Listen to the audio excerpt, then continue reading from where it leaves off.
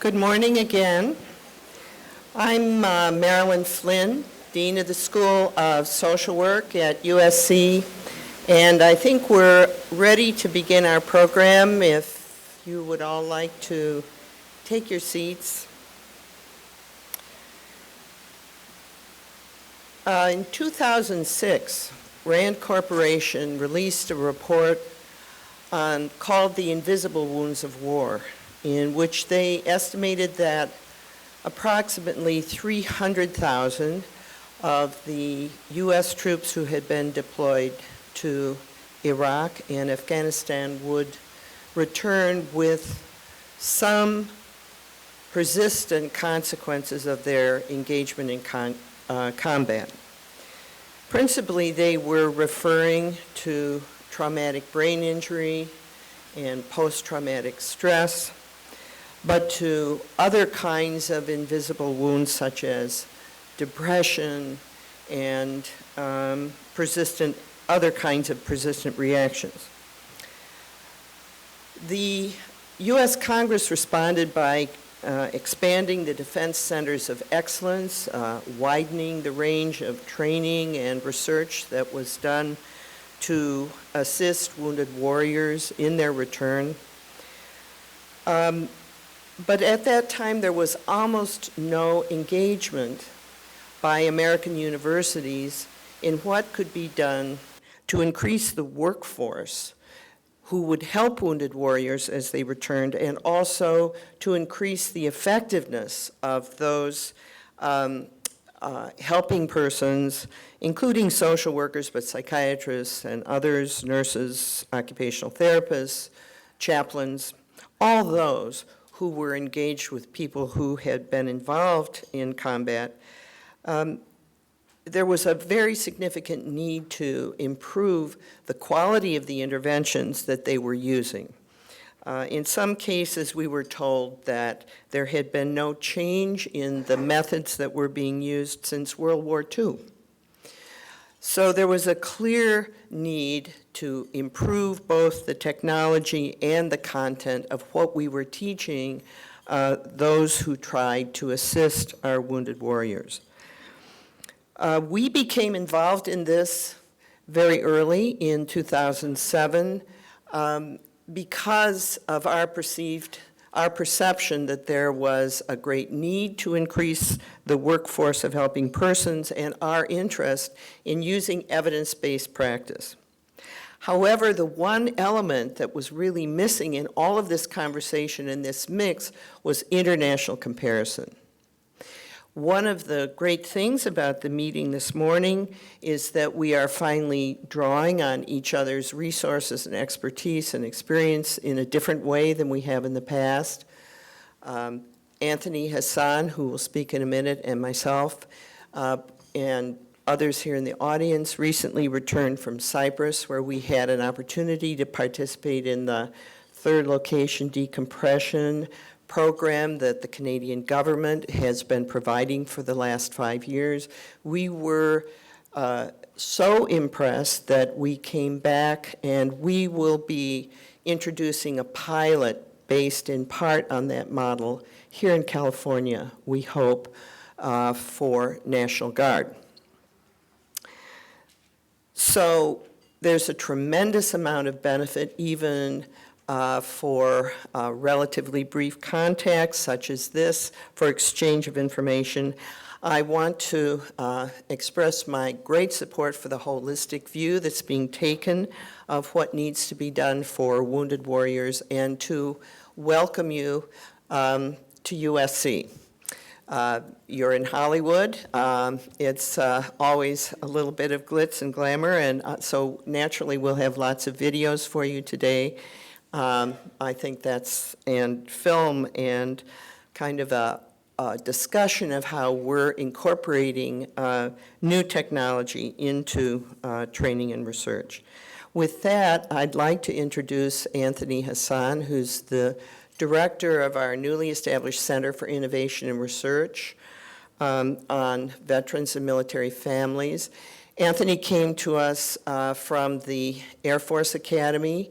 He had about 20 seconds to retire from the Air Force before we hired him, and he has been deeply engaged in the development of this center, which has a mission of providing research, training, and community engagement on behalf of veterans and military families. Anthony?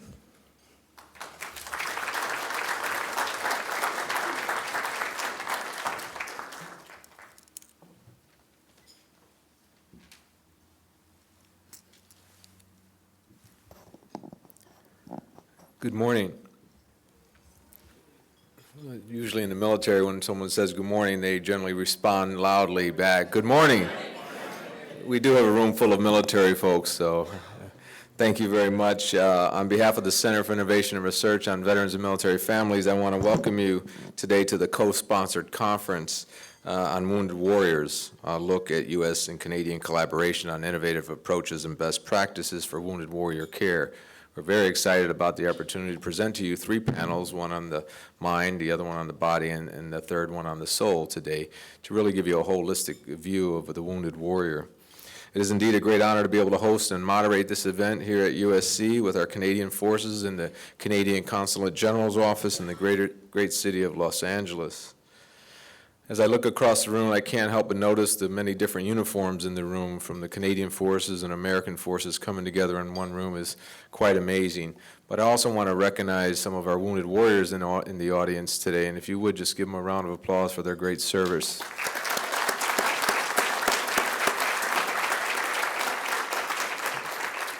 Thank you to all the veterans in the room for your honor, commitment, and courage in your defense of our great countries over the last 10, 11 years. And to all those who've served in other wars, thank you as well.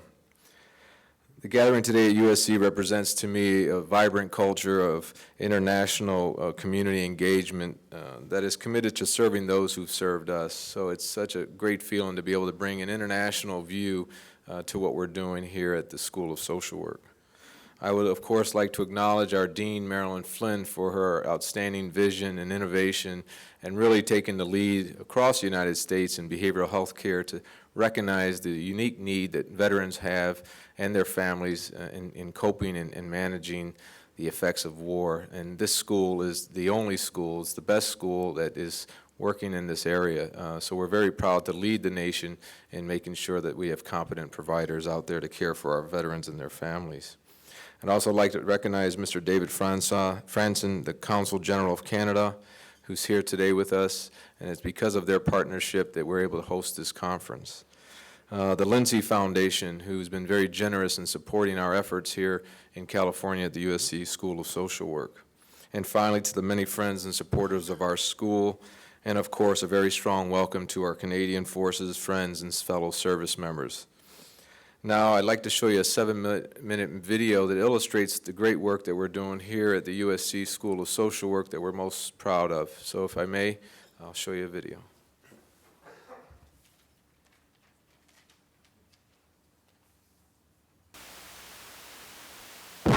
War is obscene. I spent 6 months in Iraq trying to stay alive. Living in a tent in the middle of the desert, the heat never went away. worried about your safety. There's some things you'll never get back. They tried to kill me. My life, armor, War changes an individual forever.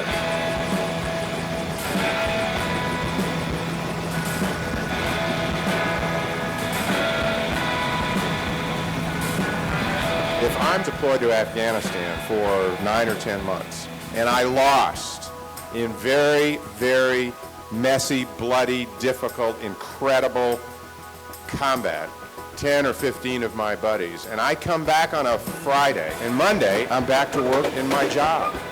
My fellow workers don't have a clue what I've been through.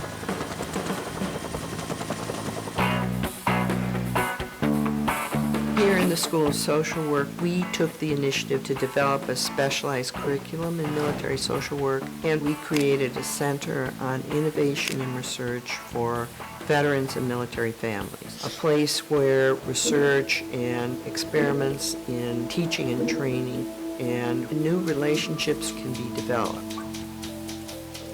Well, the Lindsay Foundation wanted to come about with a partnership with the USC School of Social Work is humane care. If you are going to treat an active duty member, a veteran, or their family members, then you need to be competent. You need to be aware of the challenges they're facing every day.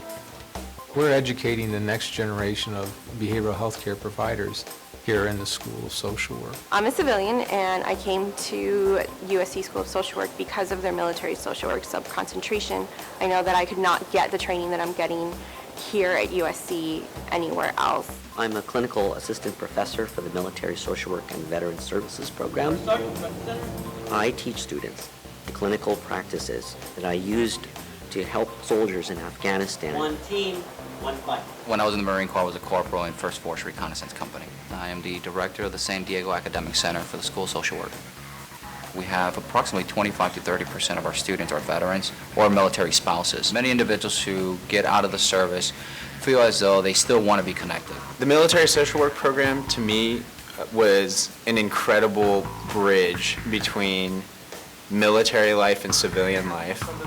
The field work I'm doing is at a school in Camp Pendleton. They come in, they sign a visitor pass, and then they literally meet up with their kids. I get to provide my services and an ear to listen to some of these kids who may be going through some tough times. Within our School of Social Work, research and education are inextricable. And by doing the research we're doing, we can bring in information from the community about what are the needs of service members and veterans and military families. So many children who are from military families, their fears and their worries and concerns are so near the surface, and that disrupts their ability to be just present. Particularly in the civilian schools, do the teachers and the principals and the counselors really understand what the families are going through? Do they understand military culture in terms of what the values are and what the sacrifices are and what the honor is? We really want to deliver the most empirically supported, state-of-the-art curriculum in military social work.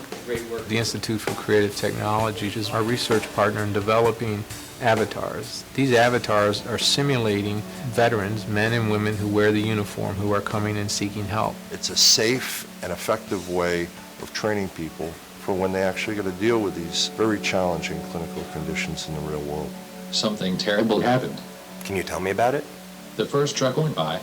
Then a truck got me behind ID. I got thrown from the truck.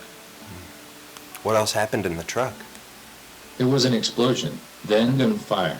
That's all I remember. We're always trying to do more and more and push the characters, push the research, push the scientific results that we're getting from them. Virtual patient involves voice recognition technology, natural language processing, artificial intelligence, graphics, gestural behavior. Technology can now step in and fill a lot of gaps that have existed traditionally all through history in clinical care. Major research universities have a responsibility for taking this deepened understanding and translating it into the real world. We want to be a part of something greater than ourselves so that we can really market this and promote this education and training to really bridge this gap.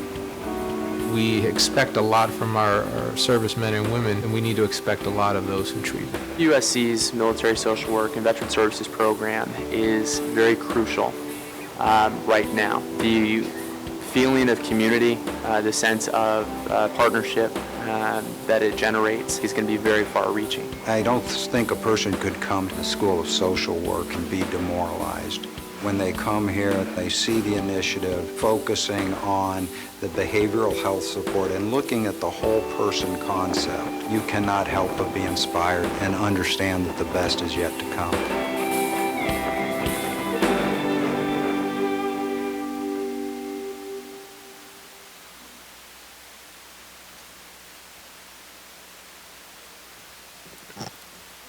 By now, you've surely read a number of newspaper articles and listened to radio talk shows and watched television documentaries and maybe have even had a conversation over dinner about the challenges confronting our veterans and their families.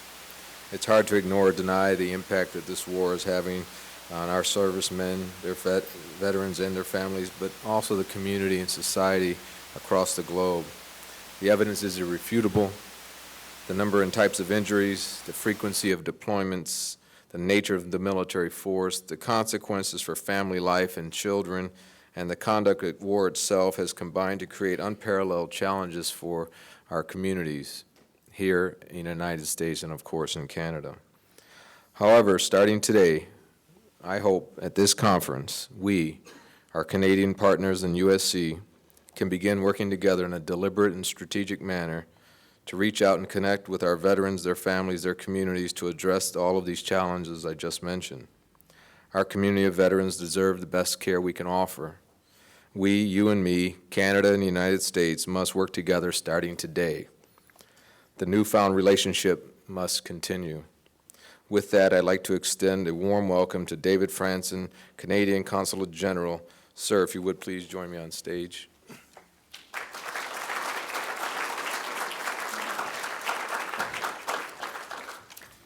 Thank you, Anthony, and good morning, everybody. Thank you.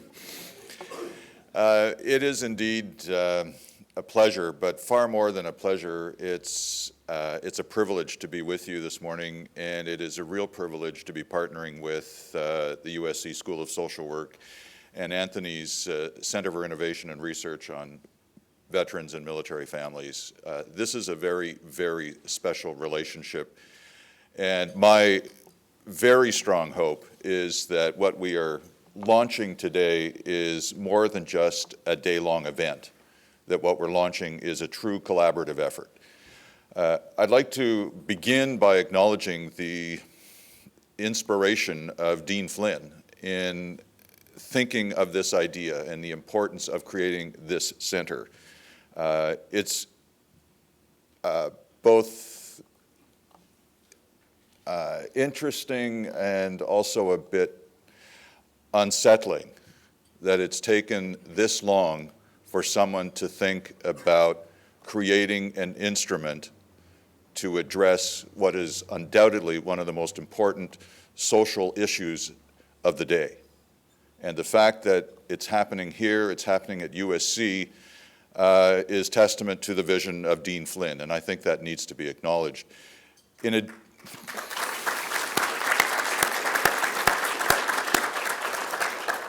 And in creating this center, USC went about it in the right way. They went out and got a leader who would have instant credibility. And Anthony, coming from his experience in the infantry and in the Air Force and with social work, brings to his leadership here instant credibility because he speaks from experience. So again, I mean, what we have here and what we see here is the beginnings of a really profound foundation that I have no doubt is going to spread, and spread quickly and widely. In addition, from the Canadian side, if I dare, I would like to acknowledge some leadership on our side, and that, when it comes to wounded warriors, I think primary focus needs to be put on Lieutenant Colonel Doug Martin, who is our public affairs attaché in Washington. Doug, we all have jobs. I think everybody in this room is probably employed. We all have jobs, and we know that we can go about those jobs in a certain way. We can just do the day job. But some people, and special people, bring to their jobs passion. They're motivated by something within that goes far, far beyond what a job description puts on paper. And I think so far the people I've been describing are reflections of that. And it's from that basis that we see growth, that we see service, true impact. And I want to acknowledge Doug for his particular passion for the Wounded Warrior program. It was 2 years ago that he launched an initiative at our embassy in Washington in convening a conference like this. It was a 4-day conference. It was full of panels and experts coming, and yes, a little bit of Hollywood as well. And I think as a result of that, there have been other events in Washington, but this here today is the first such Canada-US collaboration that's happening outside Washington, and I take great pleasure in saying that. And for that to have happened, not only was it the work of Lieutenant Colonel Martin, it was also the work from our office of Roz Wolf, who is the fourth person that I would identify here as being someone who goes beyond the day job to reflect in this particular initiative a passion for the work. So it's a very long beginning, but I didn't think I could start here without acknowledging 4 leaders who have played a particularly important role in what I see as a very, very good example and more, a very good instrument of Canadian-American collaboration.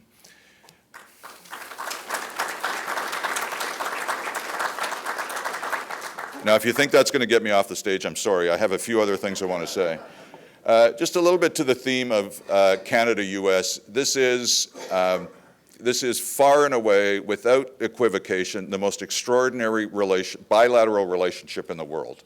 And I just want to give you a bit of a texture to that, because what I find in this job, and I've been here now for a little over 2 years, is how little people really understand about the depth and breadth of the Canadian-American relationship. First off, there are about 1 million Canadians in California. Not sure if you were aware of that.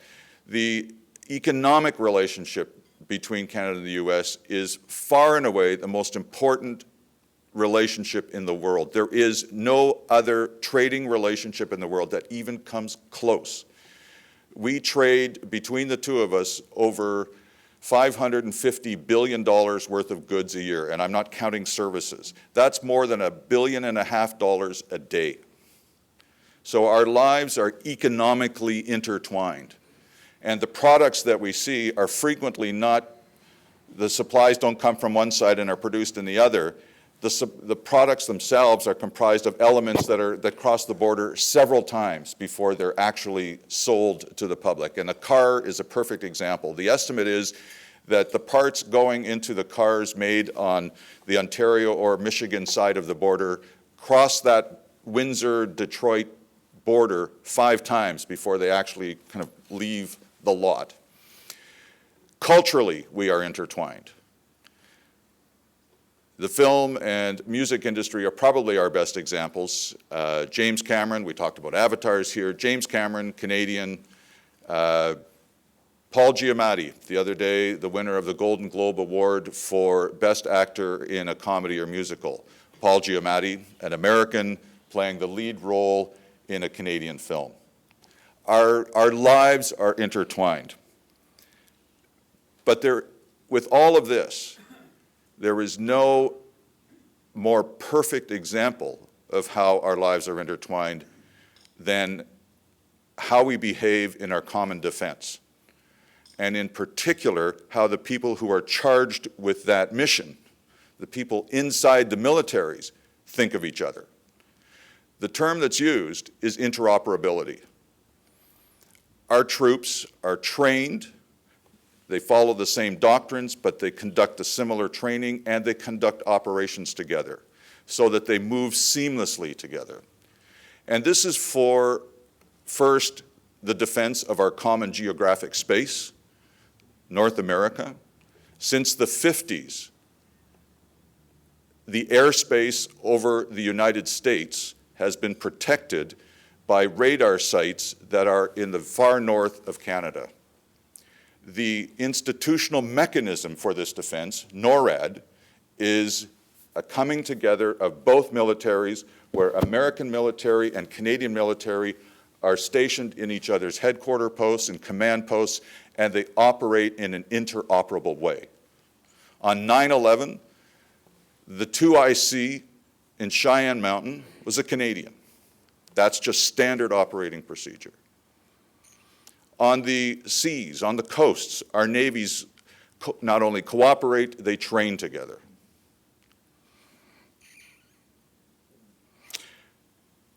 So what we're witnessing here today is just the next natural, if too slow, step towards addressing the consequences of our common defense. And to those people who inspire us today, the wounded warriors, I think in the first instance, we probably owe an apology that it's taken this long to do this. The fact that we're doing this, though, is an encouragement. And as I said at the outset, I look to this event today as far more than an event.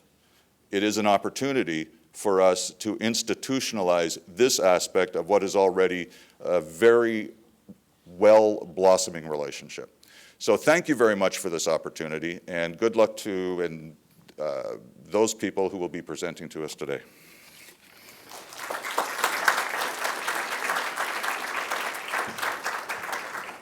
Thank you very much. Lieutenant, I'll get it right. Lieutenant Colonel Doug, would you please come forward, please? I'm sorry, I'm being a little informal. Douglas Martin.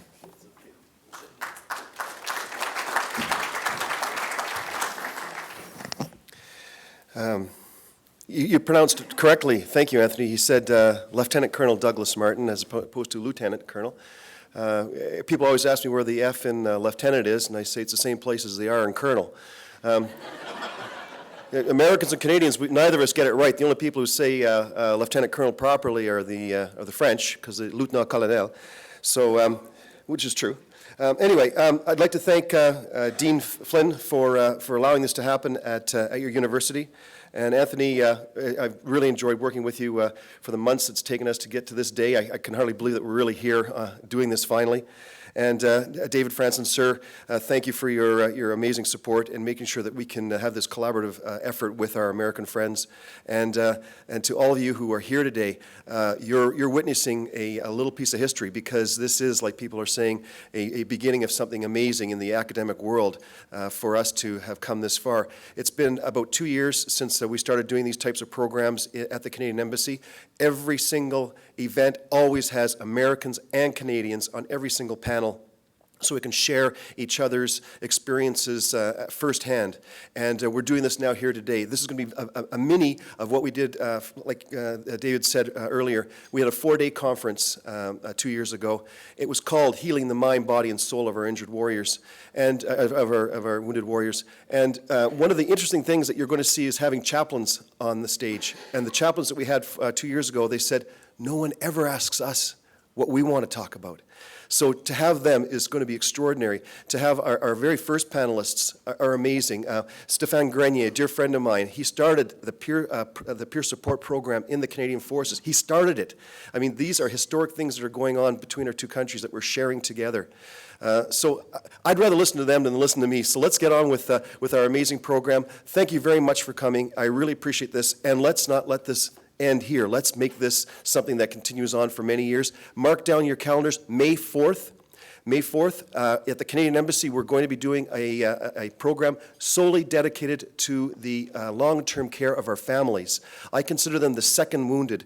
Our soldiers who are wounded, they come home, they've got their physical or emotional or mental wounds, but guess what? The families, the spouses, the children, they become wounded next. And we have to start looking at how we're going to have long-term care for those families. Ladies and gentlemen, thank you very much. Anthony, I appreciate what you're doing for us. Thank you.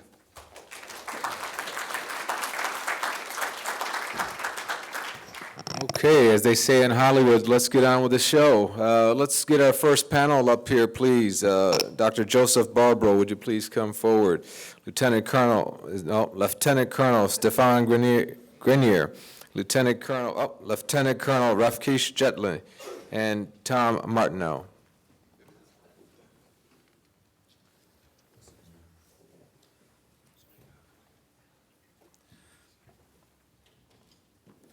So this is our Healing the Mind panel. We're going to go for about, we're off schedule a bit here, but looking at about an hour and 15 minutes. You'll be able to hear from each of our panelists, and they'll share with you their innovative approaches and best practices to healing the mind. I'm going to go ahead and turn it over to Dr. Barbaro to kick us off.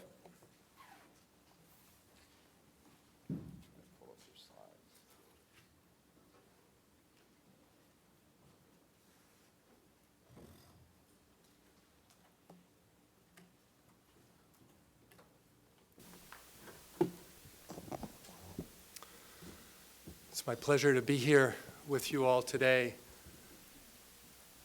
I am a clinical psychologist and a Zen Buddhist teacher, and I've been very interested in the interplay of meditation and other alternative healing practices and psychology. And the third thing I've been very interested in is the power of community in creating settings for healing. I've been interested in this a long time. And over the course of my practice, about 35 years, I've seen quite a few veterans in my private practice. But starting, is it possible to, not possible, okay. I had a couple of pictures of our retreats that I wanted to show. But over the course of the years, I've treated quite a few Vietnam veterans. But starting about 5 years ago, I directed my attention toward the contemporary veteran and his and her families and children, and also those of us who provide care for them, to try to think about an interdisciplinary, holistic, community-based response to the traumas that we were seeing. I have to say that my parents were both community organizers and had a deep sense of social justice. And it was very difficult for me to see our service members and their families sacrificing as they did, and then returning and not getting the level of care that I felt they needed.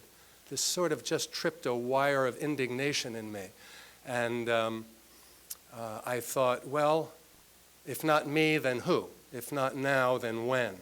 That I had a skill set that I could bring to bear and adapt some of what I've learned from psychology, working with children and families, from psychoanalysis, from human development, and on the other side of it, what I've learned about meditation, life and death, which are creating internal balance and stability, facing the reality of our human existence, which is what Zen encourages us to do, and how I could bring these together to create a truly innovative and helpful response for our service members, veterans, families, and eventually for our providers as well. So that's just a little bit about me. And the other thing I would say about me is that I'm the son of a World War II veteran.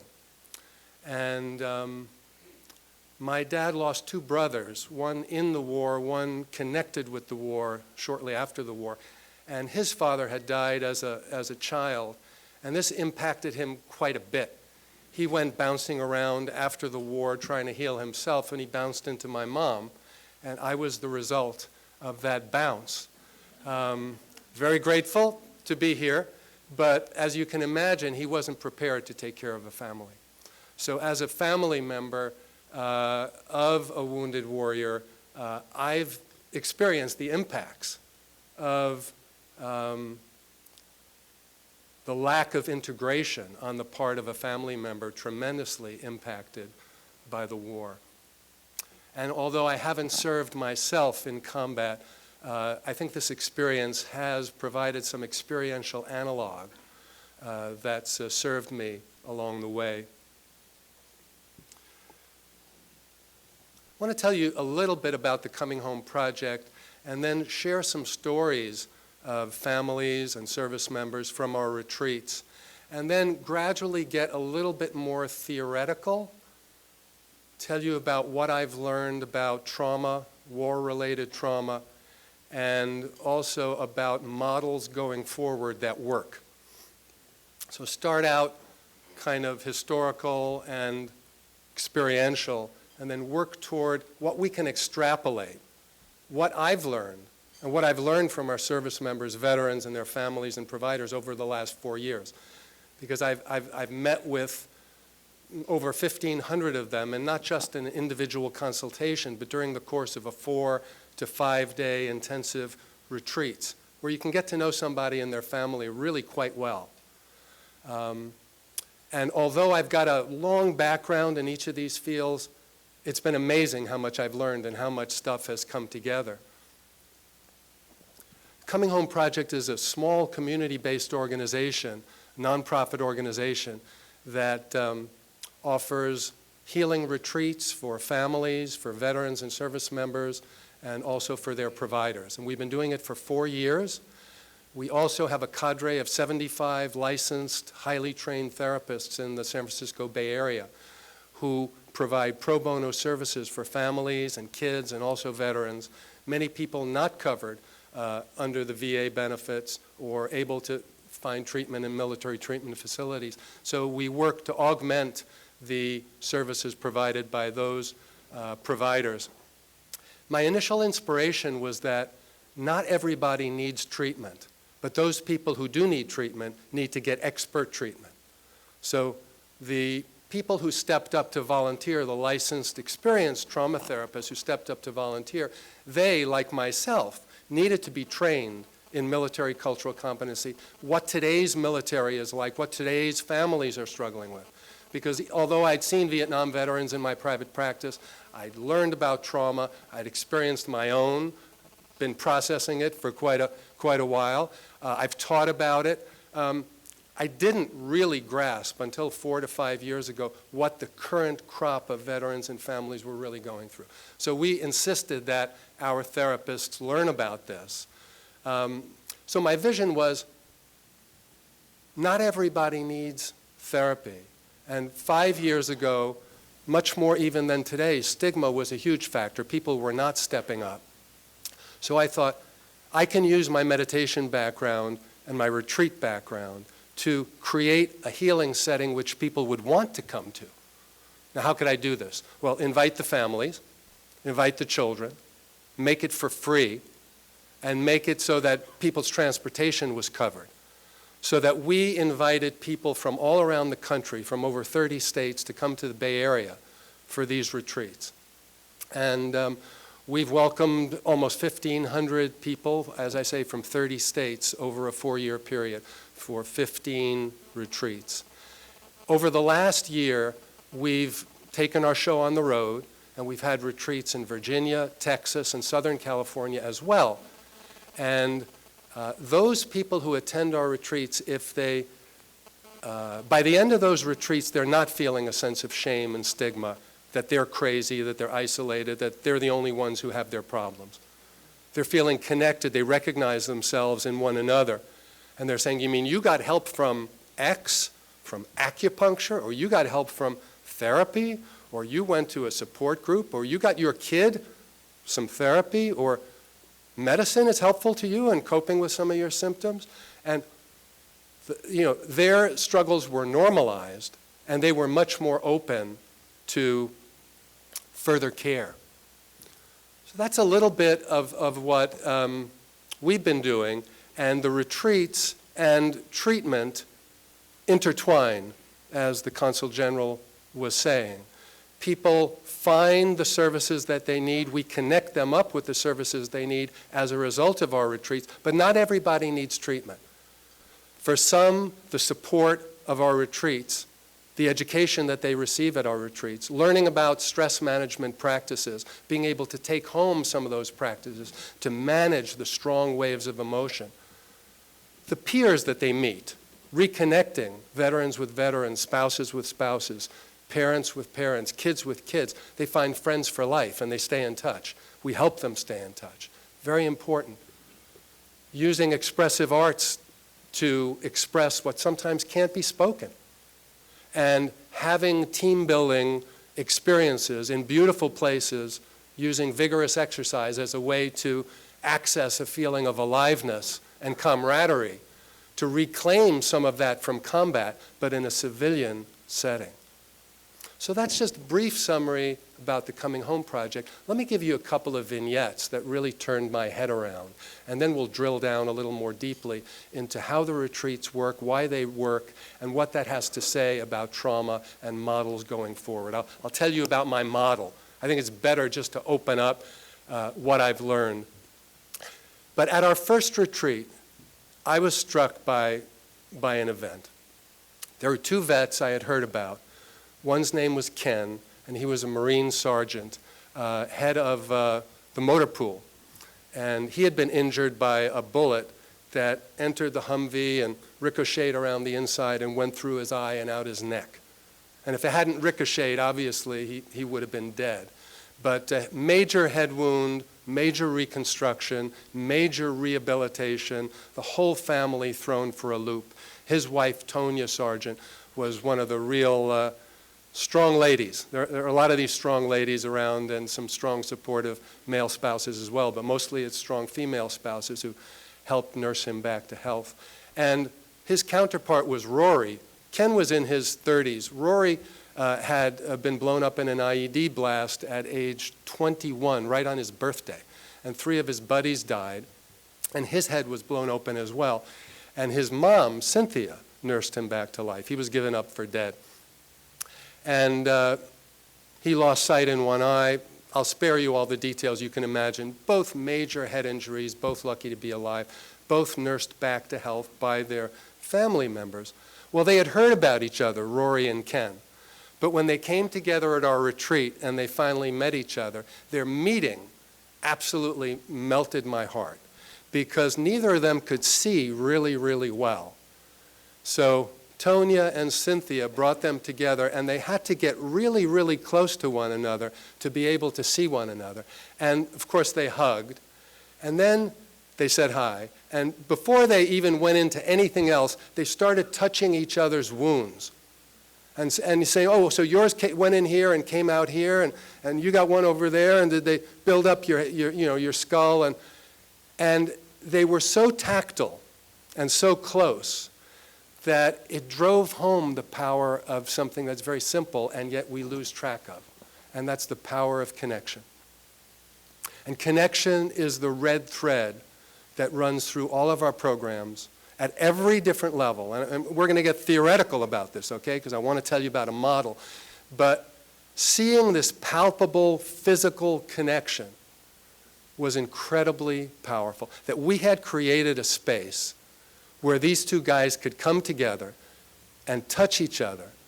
And the touching is not just physical, but the touching is emotional. And they became friends for life. So did their caregivers. Now, there are lots of other examples I could give you of this kind of connection. They're not all this dramatic. Holy moly, you got to be kidding me. It can be just a couple more than that.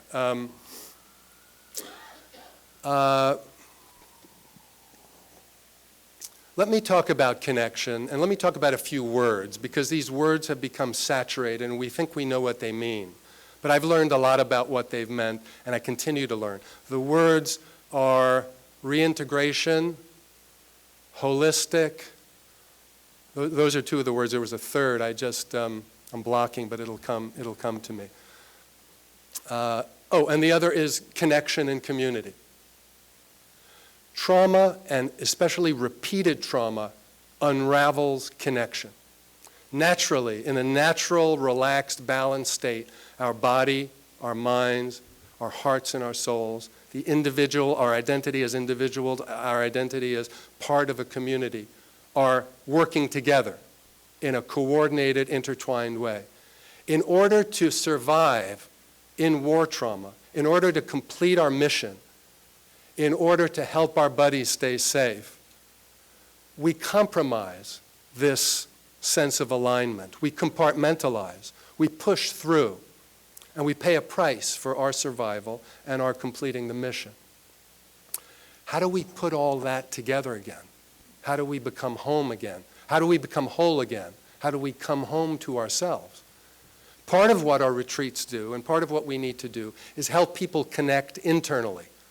Reconnect mind and body, reconnect past and present, reconnect heart and soul. Easy to say, but hard to do.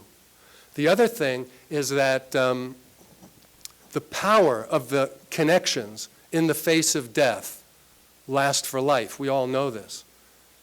But service members and veterans suffer from the lack of that connection when they come home. And if we provide them a venue to reconnect with buddies, that's incredibly powerful. We know the impact on families of repeated deployments. At our retreats, families can actually reconnect together. We have children describe their experiences of deployment through art. Then we have the adults in a very quiet, focused, dignified setting take in what they've written, the art that they've made.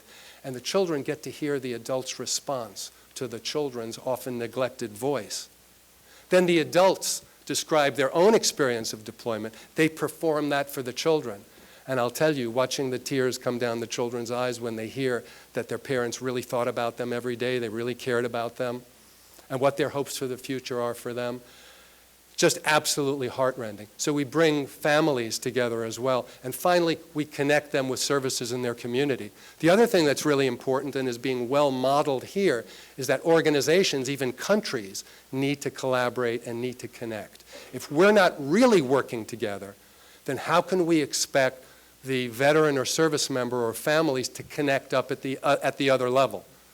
Connection has to run like a red thread through all that we do to reestablish a sense of wholeness and connection in our veterans and their families. Before I stop, I just want to talk about 4 capacities that our retreats cultivate, and I think these are key capacities. And those capacities are a sense of aliveness, a sense of bonding, what we now call resilience, but I think that word resilience is just a saturated kind of word, and we don't quite know exactly what that is, but it's kind of a suppleness of heart, and it's an internal strength, the ability to bounce back, to weather the strong waves of emotion. And the 4th element is meaning and purpose. Aliveness. The secret, one of the secrets of combat that our veterans have taught me is that nowhere in life, and I mean nowhere, have they had a greater sense of aliveness than in combat. And when one of them, at the end of a kayaking trip, where he was in a kayak with his wife and they kind of won an informal contest, he just exuberantly looked at me and he said, "Joe, I feel so high." And I said, "Jeremy, that's fantastic. That's a good high." And he looked at me and he said, "What's he talking about?" But actually, this guy had tremendous problems with drinking and domestic violence. And we allowed him to have an experience of aliveness, exuberance, and a high that, again, reclaim from combat and retrain in a civilian setting. People need to be able to feel high. They need to be able to feel alive. The second element is bonding and closeness and intimacy. And again, you bond with your battle buddies. Those bonds last forever, but you come home and you say, "My family, who's that? My kid, who's that? Put away your shoes." Those bonds, and of course the intimate bonds among couples that we don't have time to get into now, but you know what a huge problem that is coming back. How do you find the ability to trust, to let your hair down again, to open your heart, and to connect after having had this incredible sense of connection fueled by and glued together by the fear of death with your buddies? It's very, very important how you train the capacity for intimacy and trust again. The third element is suppleness of heart and resilience and stress management techniques adapted from Zen, from yoga, from Taoism, like Qigong, Tai Chi, yoga, meditation. Secular versions of these, people are very, very responsive to this. I can give you lots of examples. 5 years ago, people said, "Yoga? Oh boy, that sounds California weird." But now, actually, people love yoga. They love Qigong especially, and meditation adapted for guys with TBI, walking meditation, adapted wellness techniques. And then the 4th element, and I'll stop right here because I know our time is so short, is meaning and purpose. And I think the chaplains will probably speak to that later on. But the sense of meaning holds us together. We need to feel that what we do is contributing to something. Everybody has his need. And this can often get shattered through combat. We realize that why we're over there may not jibe with why we thought we're over there. And yet, at the same time, paradoxically, our actions have so much import, we have so much influence over there, then when we get back, we're saying, well, what purpose do I have now compared to what I had over there? I'm just a functionary, I'm just a businessman, or I'm just doing my job, I'm just with my family. It doesn't have the meaning that it had over there. How can people struggle with this crisis of meaning, this crisis of purpose? Sometimes struggle with crises of faith, without jumping in there and saying, "Hey, come over to my side. If you only believe in X or Y or Z, this is going to save you." But how can you create an unconditionally loving and supportive setting in which the community buoys the individual, and then the wellness practices that they use buoy them internally, and they can allow themselves to unpack their experience, to turn ghosts into ancestors, So the things that have been haunting them can get reintegrated in a new key, and they can get on with their lives. So thank you very much. I'm sorry I went over, but it's my pleasure to talk with all of you.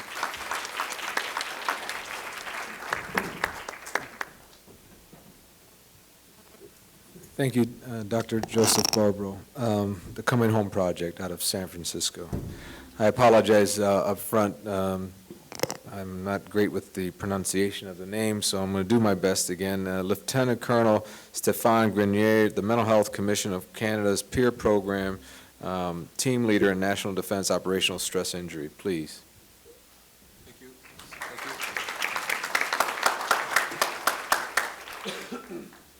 Good morning, everybody.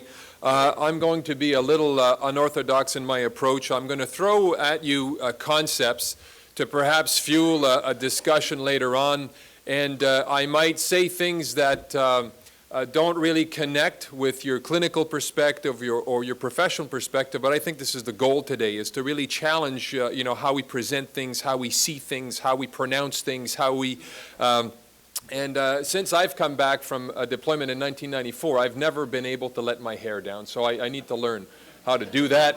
But I guess I'm a little challenged on that side. So I'll start by saying that when I got onto this path of creating, you just got it. I was slow in the uptake there, Doc. As you probably know, for those who have seen my bio, I'm not a clinician. I simply bring a very modest and unique perspective, perhaps, and it's the perspective of somebody who has been deployed, has been through a couple of issues, became suicidal within a little while of return back in 1995, and went through his own road to recovery, a very bumpy road. But through that bumpy road, I discovered how important the human connection was, as you said earlier, and simply tried to find a way to provide that connection in a safe way. And I will let Tom Martineau speak more about the peer support project we launched 10 years ago now, which is in its 10th year. Lots of trials and tribulations, but really the goal was very simple. It was to kill that isolation, because isolation kills. It almost killed me. It almost kills other soldiers. Sergeant Bédard and I were talking this morning about somebody who was who observed his vehicle being flipped upside down, and who to this date is struggling.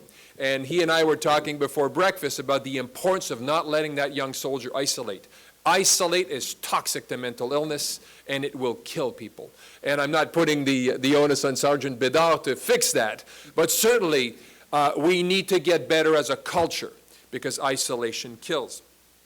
I'll throw at you that, the peer project started with very modest goals, but over the years what we've noticed that it was having some impact. Unintended outcomes were starting to happen, and we never really truly measured those. And this is I'll talk a little bit about my role now with the Mental Health Commission of Canada under Senator Kirby's leadership, and our desire to start building that evidence base that we need to start demonstrating the value a peer connection can have as a complement to traditional clinical care. And so 10 years ago, when I decided to go down this road, my goal were very modest: kill isolation, develop some treatment-seeking behaviors. Because certainly in my culture, at the time anyways, treatment-seeking when you're physically ill was something that was acceptable. But when I started not feeling well above the neckline, I could certainly not see myself entering Dr. Rakesh Jetley's office. That is just not something you do. And how can we accompany and how can we encourage? Because I do think you need a bit of courage to go seek mental health care. After all, nobody wants to be troubled above the neckline. Treatment compliance, I think, is an issue that we're starting to see. How many times have I flushed my pills down the toilet? I mean, I've done it a lot. I can't speak for Tom or others in the room who may have sought clinical care. But I have, and it's tax dollars. I mean, your tax dollars are paying for my medication. It's in your best interest to make sure I'm taking my meds. And so I feel I chuckle at this today, but essentially, I think that, and I've been physically injured in the past, and I was normally treatment compliant there. Why could I not become treatment compliant with mental health care? And it's not until a colleague of mine who had been in Sarajevo a few years before I went to Rwanda in 1994 who shook me out of this stupor. And he said, Stefan, if you were diabetic, you'd be taking your insulin. Why don't you take your pills like I do? It's fine. It'll be okay. And it removed that shame. So a lot of very simple things. And I think the value of peer support is so simple that it's complex in its simplicity. And so what I'll throw out there as well is a bit of a challenge. And I have to say, I've been across the border in the States quite a lot, doing a lot of work with the Marine Corps, Dr. Bill Nash, who's now retired, who he and I kept on picking our brains. He's got a bigger brain than I'm not that witty. He's a scholar, a psychiatrist. And I and he, I think, did a lot of good work together. What I kept noticing is this emphasis, and I'm not singling you out, but I kind of am, on combat. On combat. And I'm going to challenge the audience right now.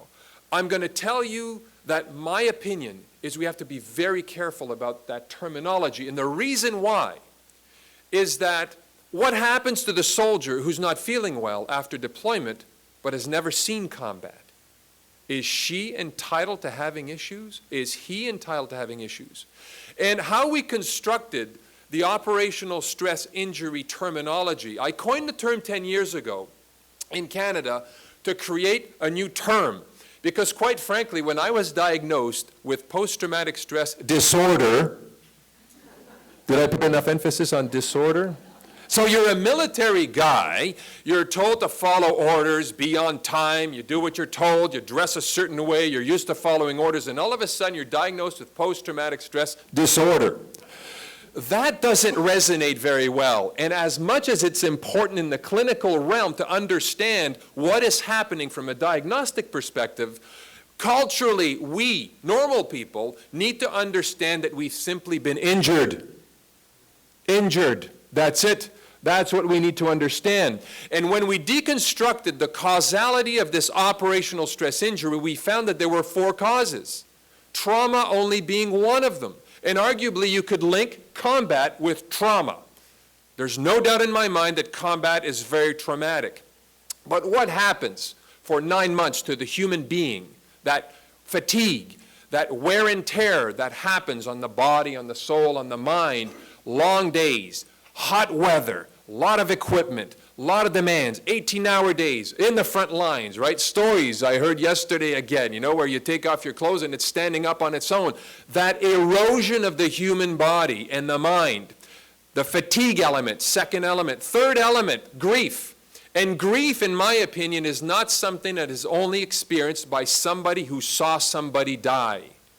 The entire institution grieves every single time a Canadian soldier dies. I don't know how many of you have been in Afghanistan. My 2 Canadian colleagues have been there. I've been there. And I lost count on how many funerals you go to when you're there for 6 or 9 months. You go to a lot of funerals.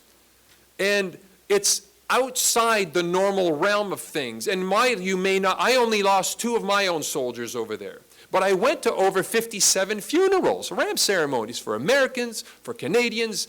Afghanis are dying left, right, and center. So the entire culture is a culture of grieving, especially in a war situation.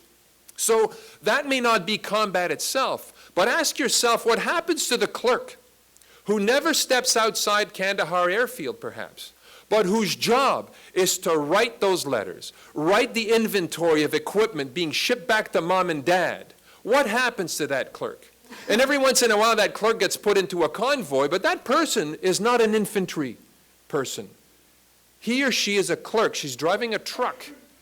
And think about the dichotomy between the actual training and normal function when that clerk is being put on a convoy, the amount of stress that person undergoes. And of course, if you're an infantryman and you're on the front line, you've been trained for that, that's your job, you know what you're getting into. And so I think that while that clerk may never see combat, I think we can't dismiss outright the fact that that clerk may have issues, and if we put too much emphasis on combat, we might be actually doing some harm with those who come back with post-deployment issues, but who don't have an acceptable, culturally acceptable excuse. The last piece I'll tell you is the moral injury piece. And the moral injury piece, I would predict, is the most hypocritical, insidious cause of operational stress injuries. And it's something that is near and dear to my heart because my OSI occurred in Rwanda in 1994. Never saw combat in 1994. 900,000 got slaughtered there. Senator Dallaire was my boss. And it's not so much what we did, it's what we didn't do. And I think the powerlessness sometimes that people are faced with in these situations are and can be as debilitating. So if we associate too much terminology, combat, what are we doing? I haven't studied this, I'm not a scholar, but I would question and I would challenge the audience that more research needs to be done, thank you, in that arena. And so I think that the goal here of starting what I started 10 years ago, which I would caveat as non-clinical mental health programs, is really putting peers, what I call peers, what we call peers, being people with lived experience, who got their boots dirty, who went through something and who came out the other end, you know, a better person or somebody who's a little more healthier. And how can we systemically engage those people as part of a formal modality of intervention or prevention? So right now, and I won't give you the details, you can go on the website and get all the details you want, but basically two large programs. A peer support program with 48, I think it's 48, employees who are paid full-time wages to provide peer support. It's not a secondary duty, it's a full-time job. There's a job description hired by the Public Service of Canada, and that's what they do. 20 of those peer support coordinators are family peer support coordinators, though they are our spouses. And so I think that trying to continue, and it's not perfect, and I think no system is ever perfect, but I think putting that adds a little balance in the system and allows that complementary kind of what happens between formal therapy sessions.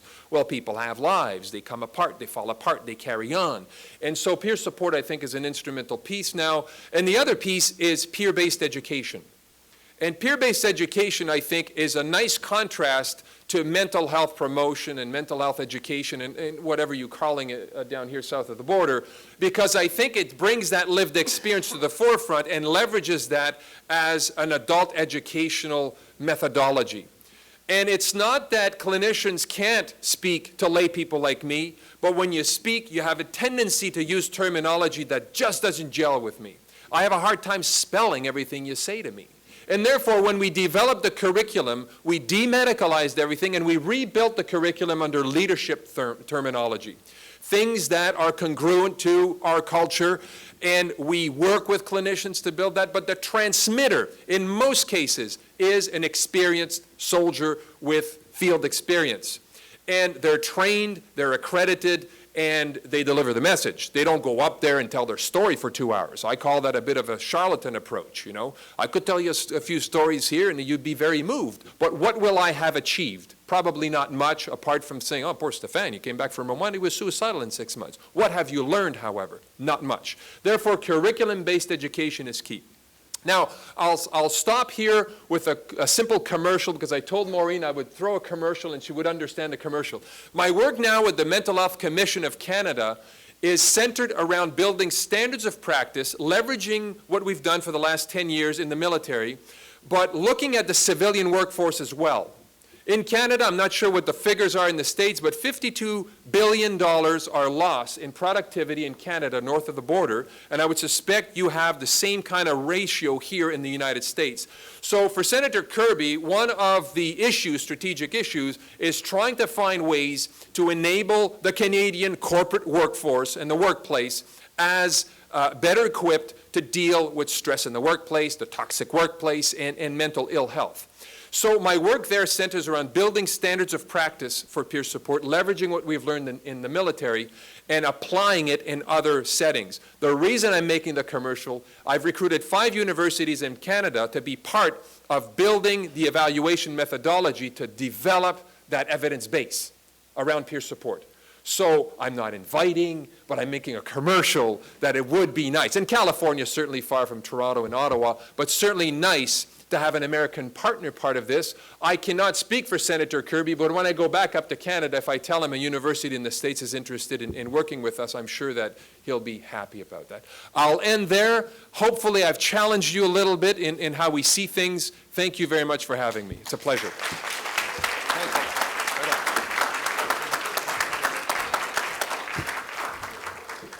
Wow, I hate to come after him. Unbelievable. I'm alive. I feel inspired. I feel motivated by Stefan. I see him as a scholar of us being military. He's a scholar of the injured. He doesn't need a PhD, and that's clear. Well, thank you so much, Stefan. And we would love to be a partner. I will speak for the dean on that one. Again, I would like to welcome Lieutenant Colonel Rakith Jetley. Rakesh. I'll get it right before the end of the day. Thank you, sir. Thanks very much.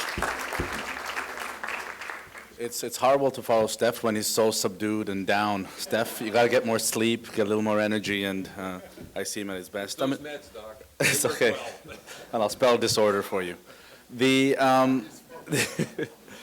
It's an interesting thing. I mean, being at USC, being at a center, I mean, I've watched a lot of USC sports, and I mean, the exchange between, Southern California and Canada occurred a couple of years ago when you sent DeMar DeRozan to Toronto, the Raptors, right? So it's easy for us to come to this warm climate, but to send one of your players up to the cold, I think that's a different story, so we appreciate that. Being an academic center, I mean, a lot of students are in the room. I mean, it's interesting, the 10-year journey, and I mean, Steph and I have taken this journey together, and I mean, for the first 4 or 5 years, we were often sitting across the table from each other as we were negotiating this clinical versus non-clinical, what the hell is this, it's all mental health, is it not, kind of argument. I'm glad to say the last few years, we're often on the same side of the table. Hey, Steph, and I think one of the most telling stories is we were in a hotel room in Washington, going to have some beers, and we were actually changing out of our uniform. We were standing in our underwear, talking to each other, and Steph sort of remarked, who would have thought that me and the senior psychiatrist and the CF would be in a hotel room together, sort of not doing anything other than changing. Picture that. Yeah, get that picture out of your mind. But the idea is really, I mean, it's an image that actually I want in the sense that the games, the tension, the necessary tension that was there to figure out where does all this fit in is now gone. And I mean, that's a huge issue, I think, in all of our forces. I'm involved in a lot of NATO stuff, and the turf wars and all of this have to be put aside. When I graduated, you graduate from post-grad. I mean, I was an experienced medical officer. I'd been to Rwanda in '94. I'd been to the Middle East. And you do 4 years of post-grad. You've got more knowledge in your brain than you'll ever have, right? It took about 3 months of being back out to realize, geez, there's a lot of learning to do, right? You have to listen to your patients. As psychiatrists and psychologists, we sort of have one model of evaluating patients. Social workers come from a different line. Padres come from another. So remember the early cases and, diagnosing a guy with PTSD, and the social worker would say, well, what about his wife? I'd like to talk to his wife. I go, why would you want to talk to his wife? Right? I mean, he's got this illness. We'll fix it. But didn't you hear him? So the learning process over 10 years to realize that everybody has a role. You can have the best programs, the best evidence-based care. Canada has the highest ratio of mental health providers to soldiers within NATO. But if they're not coming for care, what does it matter, right? So then the culture needs to shift, right? The culture needs to shift, and the Canadian Forces, lots of things, peer support, all of these things to reduce the stigma. To have soldiers come forward. We surveyed 2,500 soldiers in Cyprus a few years ago and said, how many of you would think ill of somebody that was to receive mental health care? Only 7% of them said they would. Now, if you interviewed Ford or a bank or something like that, it would be more like 30%. So that battle with stigma, the battle of coming forward is there. All the other barriers to care, leadership that needs to. So if I had a soldier that came in the early 2000s and said, yep, this is helpful, but every time I go back to work, they give me a hard time over missing an hour a week or 2 hours a week. So how do we get the leadership to sort of buy in that The soldiers are your most valuable resource. The time spent now to heal them is crucial, not just morally, but it's pragmatic as well. So we did, and I mean, Steph had a very large role in the Be the Difference campaign. We've actually got a little DVD on that we may be able to show people later on, where the Chief of Defense Staff stood up and basically challenged everybody from himself down to say mental health is everybody's business. Maybe mental illness health services can take care of, but just like physical health is a chain of command, leadership kind of responsibility. So from top down, we have sort of that buy-in in the sense that, providing the services, not putting barriers to care, not discouraging people from going forward is a huge difference. For our own services, in the early 2000s, when we set up in Kabul, mental health was sort of an afterthought. We had a small hospital, and they were given sort of a little sea container in the back, and I was from Halifax mentoring the mental health group, and I said, okay, well, why don't we set up a regular weekly conference call? And they replied back, well, if we get access to a phone. And then I said, well, let's, send me an email when you can sort of hook up. Well, if we can get access to a computer, Fast forward to 2006, the famous Roll 3 hospital that Canada ran and now the US is running. I mean, mental health is smack dab in the center of the hospital. You walk into the front door, there's a suite of offices that are the mental health team. So in terms of the importance given by leadership within medical service, we're no longer the poor cousin of healthcare. And I think a lot of that has to do with sort of the cultural shift that successfully occurred within our country. We provide care in a team-based, and it's not just lip service. In our trauma centers, we have psychiatrists, we have psychologists, we have mental health nurses, we have social workers, we have chaplains that are pastoral counseling trained, so not the God chaplains, as I say, but actually clinicians that have sort of the understanding of different types of therapy. And we all work on the patients at the same time. It's not sequential. It's whoever can provide the best service. And our peer support counselors are part of that team, our peers, because there are certain times where just talking to somebody that's walked the walk is going to be a hell of a lot more useful than me sort of drawing pictures of, neuroreceptors and things like that. Sometimes the neuroreceptors help, sometimes understanding the brain, but anybody that can help, anybody that can contribute is the way we need to move forward here. Our mental health training and education, Steph sort of spoke about that briefly. So the curriculum grounded in science, based on sort of the facts as best understood. I mean, terms like resilience, nobody's really come to an idea of it. But there's mental health training throughout the career, right from basic training to all the different levels, junior leaders, those kinds of things. And very credible, practical training. We don't call it education anymore. And I think within NATO, we're all kind of making that shift now, because you can stand up and talk to people. I mean, we've all been killed by PowerPoint, many times in our lives. But to actually have practical training where you get to, learn something, apply it, practice it, learn how to ask people, your peers, how they're doing, those kinds of things.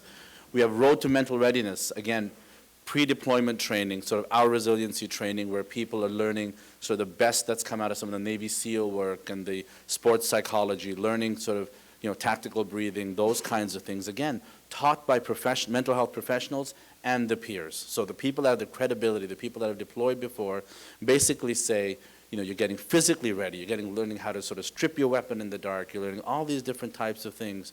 You might as well learn some of the skills that will help you in stressful moments.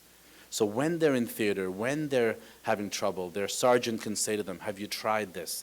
If it hasn't worked, hey, the mental health team is there in theater. So the idea of sort of augmenting those skills within our soldiers is, again, something that's really important. And the evidence-based learning with credible presenters, I think, is the real key, because people that have never been or people that have never done the job can talk the talk, but it's nice to hear from people that have actually been there. I'll briefly speak about our third location, decompression. I mean, just again, the opportunity for soldiers to access mental health professionals, sort of my slant on it, so they can, see us before they deploy. We're in theater with them, sitting on the boardwalk, having coffee at the end of the day. If you don't want to come into my office, I mean, that part is there. And then what we decided a long time ago, we were talking about it in the early 2000s, but sometimes you can come home too fast from today's battles. I mean, I remember from Rwanda, we left the stadium in Kigali, the group that I was with, in about 20 hours we were in downtown Ottawa. you know, as a lot of people did, went away for 3 days and got drunk. You know, now we go to Cyprus to do that. But the idea really is for third location decompression. And, you know, it's possible to overstate the mental health part of it, you know, because really, you know, the main ingredient is a transition. The main ingredient is to have 3 or 4 days in a beautiful place at a nice resort where you don't have to worry about where's my weapon. You don't have to worry about your uniform. You're in civilian clothes.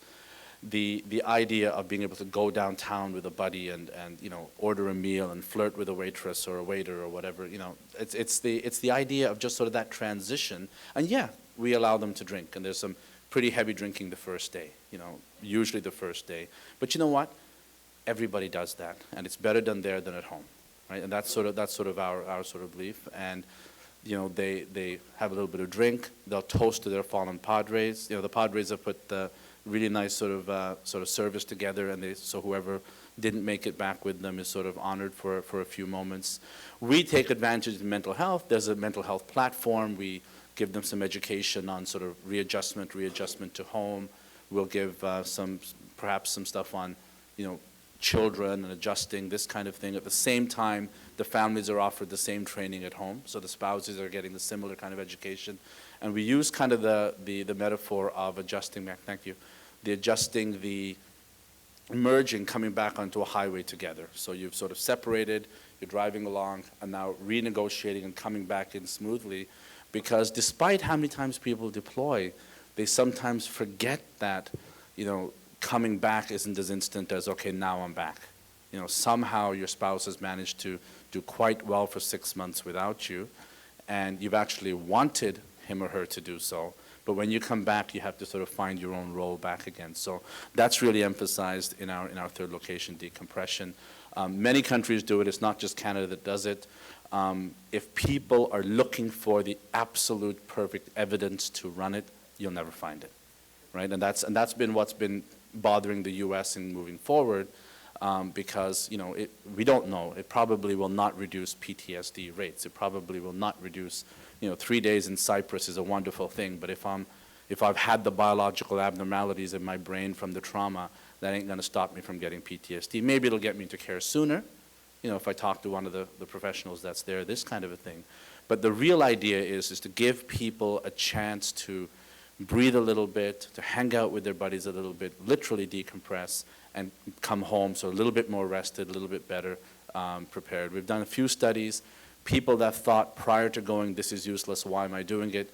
Once they experienced it, they enjoyed it and felt it was helpful. And more importantly, 6 months later, they said, yep, it was helpful. I'm actually glad I had the experience. So soft science, but the hard science is never going to be there if that's what people are looking for to do it.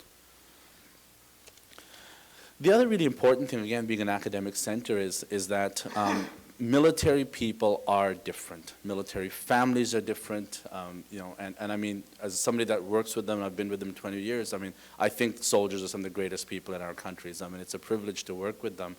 But we can't translate all the civilian literature, the civilian science on concussion, on depression, on all of these different types of things, and translate them into our own organization. So military veteran-specific research is needed, and I mean, I think all of our countries are moving forward, but there needs to be more. The assumptions made.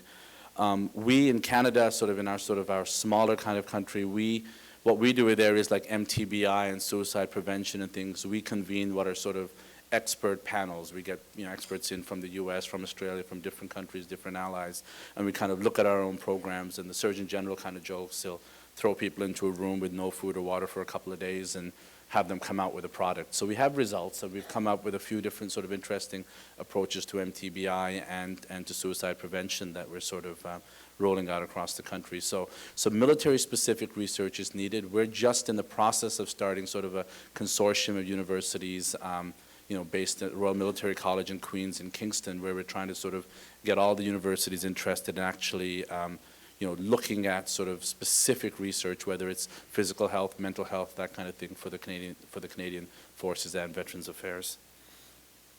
The last point, you know, the last point that I'm going to make, and it comes from a sort of a workshop I was at in a think tank I was at in Australia, and it alluded in the first video where, you know, war changes people. And I think one of the challenges that we're going to have as we move forward, and as professionals, you always have people who will come in and say, I want my old life back. The spouse will say, I want my old Johnny back, or whatever type of thing. And I think, what we've all realized is that war changes people. Not 100% of people don't have a disease, but you can't go to Rwanda, you can't go to a combat zone for 6 months or a year or 2 or 3 times in a 5-year span and be the same person. But you know what? You can't have a child and be the same person. So the idea really is, and the term that we coined sort of in Australia is sort of the new normal. Having people, helping people to reach that new normal, which is a healthy, sort of loving, interacting part of society for somebody that has experienced sort of the horrors and the stressors of a war zone. So I think that's sort of the last thought, is just the idea of helping people to achieve a new normal, which is a healthy life, but to try to naively, so let's erase this 18-month experience or this 2-year experience. I think that's sort of a route that we shouldn't be going as professionals or as peers. Thanks very much.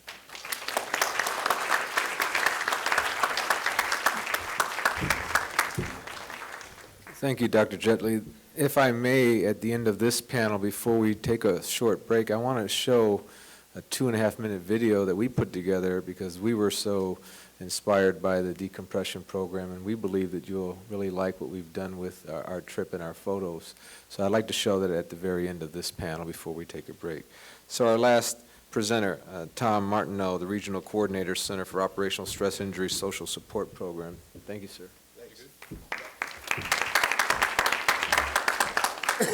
Excuse me.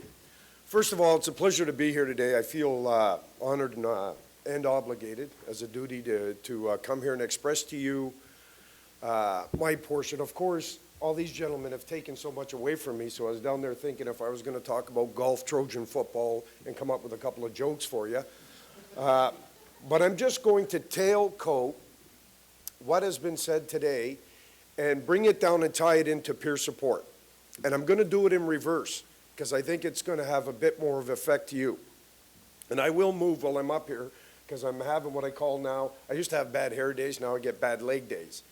So peer support in Canada is, like Steph had said earlier, we keep it simple, but it's very, very important. And in our peer support program, it is a national program in Canada that is divided up into 5 regions. Within each one of those regions, we have peer support coordinators. And unfortunately, I'm going to have to give you some new acronyms because in the military, of course, there isn't enough already. I always believe there's 2 captains that didn't do well, and that's their job for 5 years is to come up with new acronyms once everybody gets them down pat. So a PSC is a peer support coordinator in our program. The peer support coordinator deals with members, serving members of the Canadian Forces and veterans, and we also deal with our national police force, which is the RCMP, Royal Canadian Mounted Police. The family peer support coordinator, of course, deals with the families. And much like Steph alluded to earlier, the definition of an operational stress injury, we made it an umbrella effect. Everybody knows the term, the sexy term of post-traumatic stress disorder. It's in the paper all the time. It's, I've got PTSD, I got PTSD. When in fact, an operational stress injury is any psychological injury that can have an effect on the individual's ability to perform. That comes in with depression, manic depression, or any of the comorbidity issues which may come in the forms, unfortunately, of addictions to alcohol or drugs. So understanding the broad term of an OSI, that's how we non-judgmentally approach our peers. We don't look at the route to someone someone gets into the bucket of poop. We want to know where they're at in it and how could we help you get out of it. Part of that is with our referral service. When we stakeholders and network, we want to, a lot of times what happens, relative to you guys as future social workers, we convince at a peer level, it's a good idea to go see the social worker. It's a good idea to go see the psychologist. It's a good idea. The credibility and the safety net, for a better choice of words, that is established there is all our employees are hired. PSCs have been diagnosed. They've gone down that road. They've gone down some of the issues relative to their peer, or other issues that give that credibility and comfortability to the individual peer. I am now presently a regional coordinator. I'm in charge of one of the regions in Canada, and one of the region I'm in charge of is Ontario. It's a large region, a lot of distance. It would cover probably, 7 or 8 American states. And in that region, I have my PSCs and FPSCs. My job now is to directly support, via the chain of command in Ottawa, our capital, the frontline workers. Our frontline workers being the people, a lot of the times, that meet the peer for the first time. A lot of the peers we have in our program have not gone to see any specialists yet. They're coming in to test the waters, to get the information, to get the reassurance and the direction that they need from us to be convinced it's a really good idea to address these needs. You should go see someone. Yes, there may be meds, but they're receiving it well from a credible reference of the individual employee. And that's not to discount the specialists, but soldiers, a lot of the times, especially the combat troops that are rah, rah, rah, they're very unfamiliar with it. And it's like I say to a lot of our peers, you're not scared of the dark, you're scared of what's in it. And what we do is slowly open that dark room to the door to that dark room to reassure them that that is not monsters, that is furniture. Once we get buy-in and acceptance, we start the therapy. The program's been very successful. Steph gave me an opportunity, and I'll even be brutally honest with you, when I first applied for the OSIS program, I still think, and Steph can back me up on this, I still think I had some anger issues. And I did have a lot of anger issues. And it wasn't a right fit for me at that time to join the OSIS program. When I did, I came on as a volunteer. Then I worked with the Joint Speakers Bureau, which went around the country of Canada, educating on the program, what its services are and how it provides. I then became a peer support coordinator, frontline worker, and that non-clinical aspect in the Kingston area. And then 2 years ago in February, I became the regional coordinator of Ontario. So good for Tom. Look where Tom's come from. Let me now reverse this and go back to October 2nd, 1994. Serving warrant officer of the Canadian Forces, I had a troop of tanks under my command. I'm in Bosnia-Herzegovina. We're coming home in about 12 days. We're out on a position. We started having a big firefight. I catch a round. I had a bullet go through my left arm into my chest. It went through my left lung, nicked the heart back through the left lung, went down, split my left kidney in half, across my torso, through my spleen and my left shoulder, crushed my thoracic 12 vertebrae. I was immediately a paraplegic and knew right at that point this is going to have an effect on my golf game. Everybody there immediately knew what to do. Off come my battle rattle. I was pulled out of the vehicle. The guys were taking me out of the tank. We're still under fire. I had a sucking chest wound. It was always easier to deal with a sucking chest wound from personal experience when you're doing first aid training instead of being that actual dummy laying on the ground with the field dressing on your chest. My body went into shock. I don't know what's going on. I'm very confused. Everybody visually can see what's going on. Stop the bleeding. Call the ambulance. The ambulance come out. We brought me back into the FST. I got unzipped.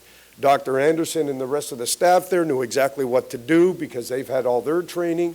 Visually, everybody was relating to my situation.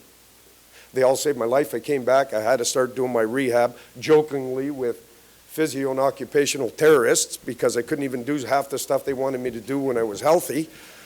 But that's part of therapy.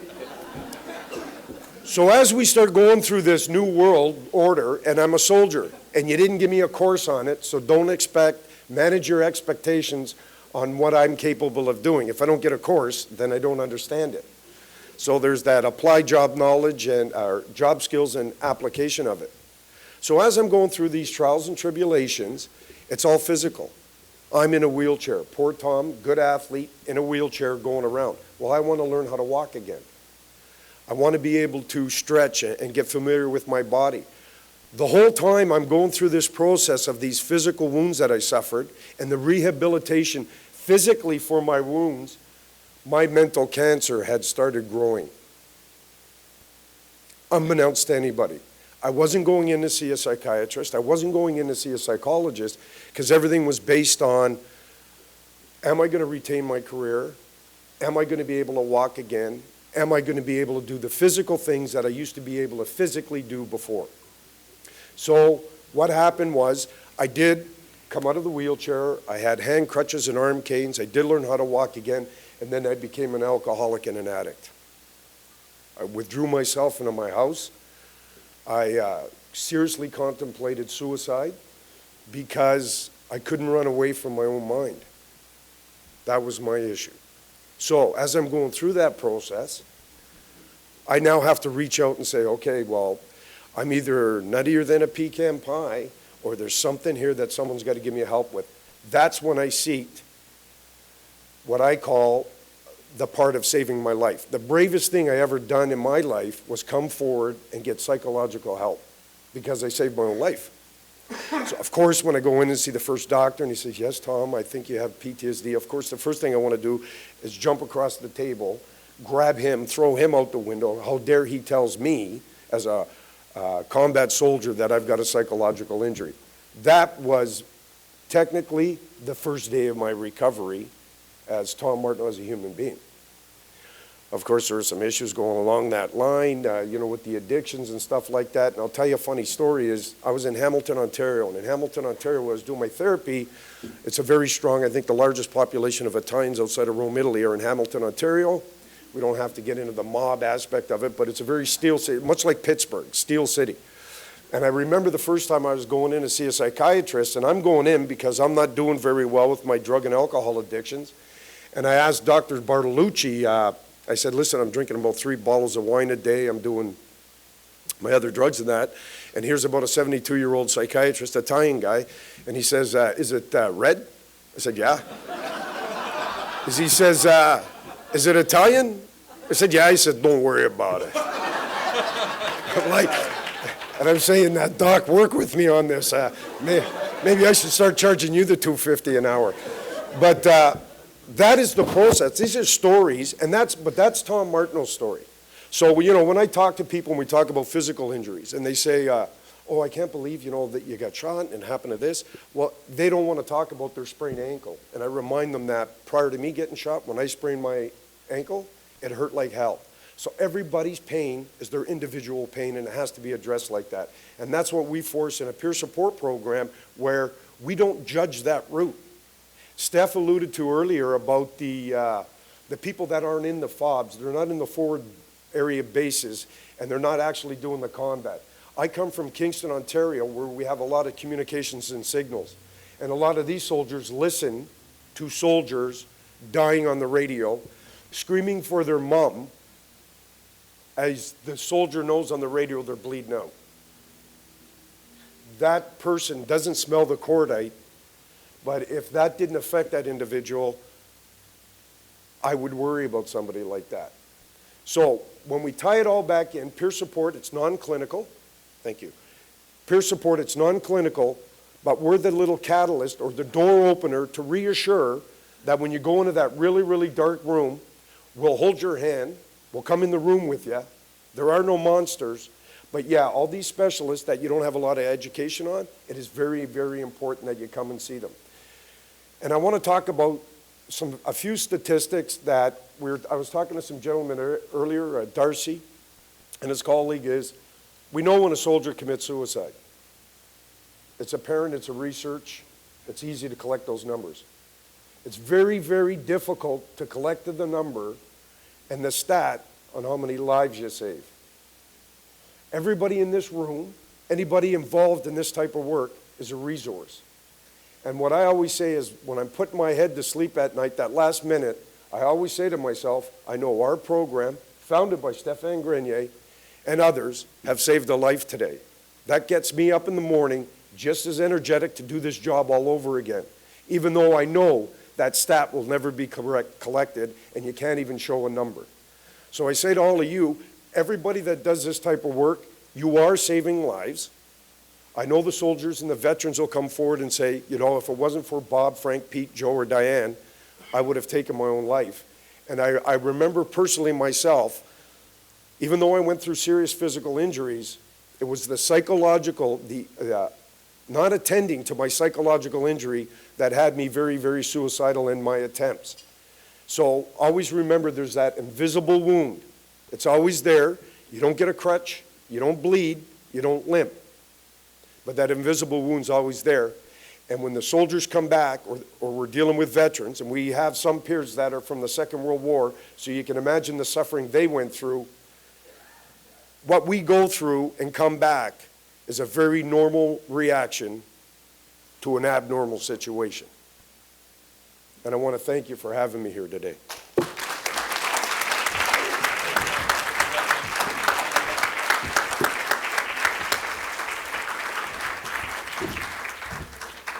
Thank you very much, Tim, for sharing. Powerful story. If I may do a quick wrap-up, and then we can have a few minutes for question and answer. We'll take a brief break and come back for a short video that we put together on a decompression program, then we can get on with the next panel. We're a little behind in our schedule, and it's driving me nuts. Military folks, I've only been out a year, and it's hard to get rid of some of this obsessive stuff, but we'll try to get back on time, and if we don't, as some of my colleagues have said, don't worry about it. We're just going to get through it. So let's not worry about time as much as I'm worrying about it. Some of the things that I picked up, and maybe you did as well, I just want to run them down, but the idea of alternative therapies, are we considering those? Have we done any research on those? We know we're trying to use them at a YMCA here in Torrance. Connections. I learned about operational stress injuries versus disorders when I was at the decompression program. I learned a lot there, actually. I learned about road to mental readiness instead of mental health. I learned about peer support and how credible that is, and how important it is to have a good team of clinicians and peer support. I mean, it's a perfect model. We talk about it all the time, but the Canadians are actually doing it. Battle stigma, senior leader training. We talk about it all the time. Team-based care, third-level decompression. The part here that can't find, we shouldn't look for the 100% solution. We should move forward when we're at 70% maybe. We can't sit around and wait. We need to do something. We can't wait for the 100% solution. We do need more research. We do live in the new normal when we come back. Peer support counselors. And then the last thing that I learned is, as a behavioral health provider, never tell a warrior who has PTSD because you might get thrown out the window. So if I may, let's give them a round of applause.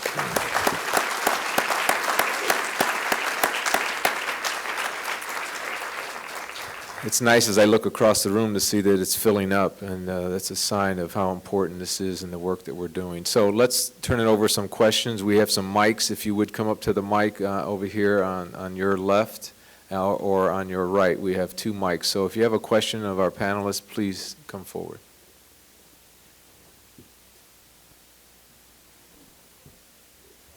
Thank you.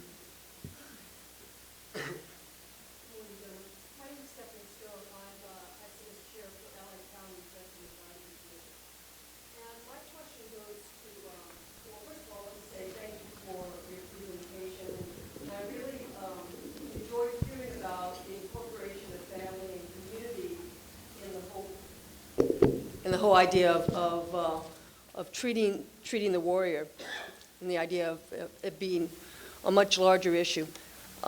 Here in the United States, we had and have veteran service organizations such as the American Legion's Veterans of Foreign Wars. And I was wondering in Canada what their participation is in the treatment of the vets. If you've included them, or if we're including them in the United States for that matter. Yeah, is this on? 1, 2, 1, 2. I'll speak loud. I don't think any of us can really get into, talking about the Royal Canadian Legion, who leads that way, or Veterans Affairs Canada on that note. However, the program Tom is employed with, the OSIS program, is a joint partnership between Veterans Affairs Canada and D&D, meaning that we serve veterans, families of veterans, and I think we would say that it's integrated.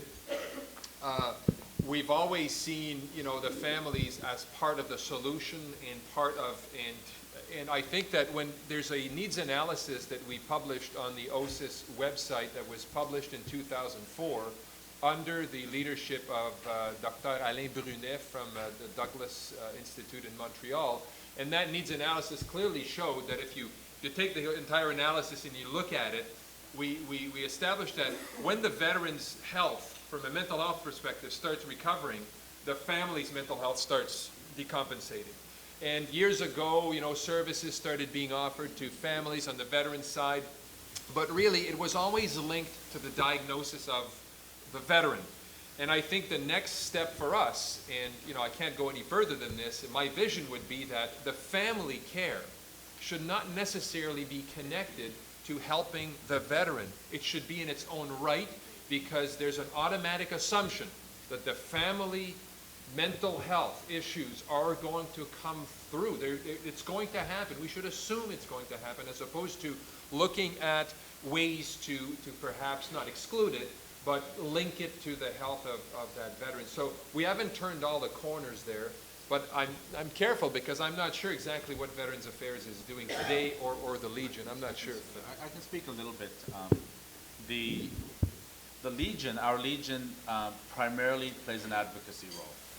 So they're not, I mean, they're an important network, they're an important part of communities. There's a Legion Hall in every city, multiple in cities, and even every small town. So a veteran that's having trouble, maybe doesn't know about peer support, if they go into a Legion, getting them hooked up is a good place to start. We have a fairly different, one of the big differences that comes with the family care in Canada is we have the universal health care system. So that creates a very real sort of like almost a funding issue in the sense that by law, you know, by the Canada Health Act, families get care from the provincial, from the health systems, while CF members, RCMP, you know, our organization, we get care from our own services. So it's a little bit of a split. And within our mental health programs, we stretch that legislation as far as we can. But you know, if we don't have a TRICARE system, so if a spouse has bipolar disorder, she needs to go sort of downtown to a civilian provider, paid for by the provincial system. So it's not exactly analogous, but the recognition of the toll on the families, the kids in school on these base schools where, you know, every week somebody's dying or getting hurt and wondering if it's their father, that kind of thing. So the recognition is there. How we work together with the partnership with the civilian care system is sort of, I think, the next step for sure. What we've done recently in Canada, relatively directly to what you're saying, is we've adjusted our charter. We're now seeing the needs of the younger soldier coming back, and we'll use Afghanistan as an example, as, you know, a lot of times Veterans Affairs was dealing with our Second World War and Korean veterans. Now you've got a 30-year-old with two 2-year-olds and a wife. So we got to revamp that. And what we've done now, which has proven to be absolutely worth its weight in gold, is there's another acronym, IPSCs, Integrated Personnel Support Centers. We have brought in a holistic team of stakeholders, 30 of them when they're all in place across Canada, where you have the military, you have Veterans Affairs, you have the pastoral outreach services, we have social workers from our military family resource centers, so case managers. So when the member or the family comes in, the wife can go with the kids in the toy room, someone will watch the kids while they're playing with the toys, and the wife or the spouse, in most cases wives, will have their issues addressed as long with the member. So, and we're in that's a process going on right now. So Veterans Affairs has acknowledged this. We're starting to make adjustments. I personally think we still have a way to go. And as time goes on, we're going to make this a complete, more holistic approach and coverage, especially with our veterans now that are getting that are becoming much younger veterans. So we are working on that. If we can speak into the mic because we're recording. I'm sorry I put it in front of you like that, Tim. Just a quick comment about in the States. I think it's fair to say that the leading edge of innovation in the States has come from community-based groups rather than from the larger VSOs. This is unfortunate. It's not because they haven't wanted to make innovation, but they've been a little slow. They've been a little slow off the dime. And I was just in on a conference call 2 weeks ago with the American Legion, with their director and other people in the state of Georgia, who were really interested in what are the new models? How can we really make a difference? And that was the first time I heard a proactive interest in really getting out there ahead of the curve and addressing the contemporary challenges that we face. Veterans of foreign wars, likewise, they did a story on our first retreat for female veterans in their magazine, which we were grateful for. But it's difficult to actually begin to partner, have this interoperability. And I think, you know, the DoD, the VA, the community-based groups, and the VSOs are the kind of collaborators that you need at the same table. And this kind of interoperability is just being created right now. And I think the larger VSOs are getting the memo, and they're really starting to tool up now.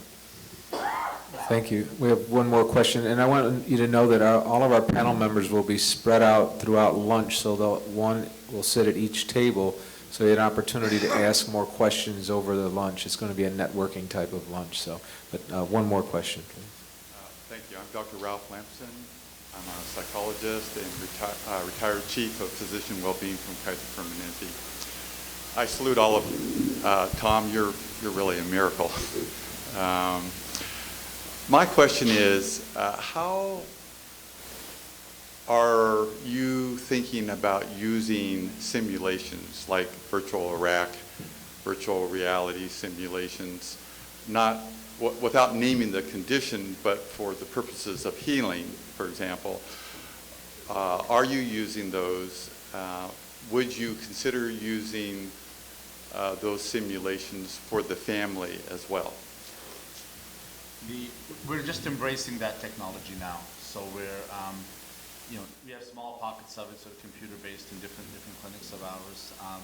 We've just committed to, with sort of the partnership with the physical rehab, we've bought 2 of the very large Karen machines that Walter Reed has and stuff, and we're going to pilot some mental health approaches, some trauma. So too soon to talk about families for that, but we're just embracing that. So we're a little bit conservative with our approach. We sort of do the evidence-based care, committed to it, while the newer therapies will sort of do more of the research kind of a model. So literally, the ground is dug. Our first Karen machine in Ottawa is going to be 2 weeks from now, I think, or middle of February. It's going to be in place, and we're looking at some sort of like a virtual EMDR almost with the Dutch. We're doing a proof of concept research on that. So we're getting there. I think too soon for the families. But certainly not in the avatar kind of way we saw. That's quite intriguing what we saw earlier in the video. But certainly as part of exposure-based therapies, it's part of our sort of current, but certainly part of our future. I think it speaks more to the younger soldiers. Whether it's better, who knows, efficacy-wise, but it's certainly with the video gaming culture and things like that, I think it'll suit them more. I could talk about a couple of quick points we did on that, and that's the upper level, and that all comes down, and as it systemically comes down, we'll all address that. What we've done in Southern Ontario is we've grabbed our stakeholders, the people we work with all the time, the Veterans Affairs employees and that, we've brought them to Smart Arms simulation rings. We've put the military kit on their back. We've driven them around with military vehicles, and of course, my favorite part, we made them eat a ration, right? But they had salt and pepper. So, I mean, now they're getting a taste of that individual who's now their client coming in the door. And it's a very small taste. It's not relative. But I'll share you a personal story. I went to Edmonton, which is in Western Canada, this year, and I took my wife and kids out there, and I went to my regiment and said hi to the guys, and I took them all through the vehicles. And then I grabbed my wife, and I put her up in the vehicle that I was shot in. And I walked her into the position. I said, okay, now stand there, put one knee on the seat, put the other leg on the turret floor, and okay, now just lift your arms up like you're looking through binos. And then I said to her, that's the exact position I was in when I got shot. And just the look on her face now, to feel that connection with me, even though it was a different vehicle on that, We talked about it all the way back on the plane. So I think that's very important. It may not be for everyone. I mean, Dr. Jet Li will be running that show, but I think it's, from what I've seen what the Americans are doing, and I watched a couple documentaries on it, it's been effective. Different therapy for different people, and I think there's a positive in that, definitely. Just a quick comment on virtual contact in general, social networking contact, just to extrapolate a little bit from this training model using avatars or other kind of virtual technologies. There's such an amazing upwelling of peer support at the end of our retreats. We want to keep that going. We want to keep people in touch with one another. They stay in touch with one another via social networking sites. But I think it's really important not to lose track of the power of personal connection. I'm sitting next to Stefan. I've known of his writing. I've known of General Dallaire's writing. I've actually talked with him on the phone. He's probably forgotten about it. But to sit next to him is different than reading his writing and looking at his website. To hear his passion, to hear how he's made use of his pain, to just sit next to him, to just connect with him, very different from doing it via website, from doing it even on the telephone. And it's out of those personal brain-to-brain, heart-to-heart, soul-to-soul connections that when we then use the virtual technology, it has a reference point because people have actually connected. I think we should just be careful about disembodying the human connectedness. Here, here. I'd like to add a few words about the virtual technology since we're developing them here at USC with our partner at the Institute for Creative Technologies. We see them as a virtual immersion before they see their very first soldier, airman, Marine, sailor. We never see it as a replacement to this contact that Joe was just talking about. We see it as an opportunity to immerse them into an environment that they've never been in before, help them work and interact with a veteran who's using acronyms and slang and who may be angry or who may be suicidal, but they'll be able to get work with a virtual patient before they ever work with a veteran, and that's what we're looking to do. And our technology is actually moving out to do something with families. So we're looking forward to using it as a training tool, but not as a replacement. So if I may ask you kindly to take a very short break as we prepare for the next panel. Thank you.